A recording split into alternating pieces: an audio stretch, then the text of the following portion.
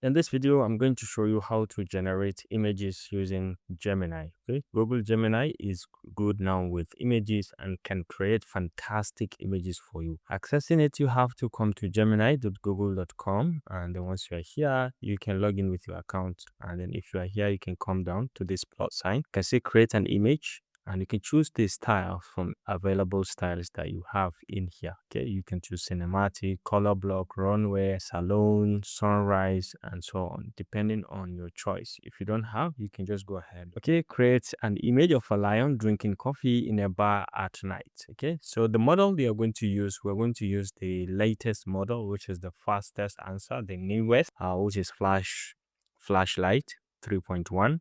Okay, so we're going to use it, and then we're going to say generate. Mind you, you can be as specific as you want with the size of the image. Okay, the ratio, the aspect ratio, whether it is 16:9 like we have now, or 9:16 vertical, and so on. So let's say this is what it has generated. If you don't like this, you can regenerate again or add it to replace some values or some images or some elements within the picture.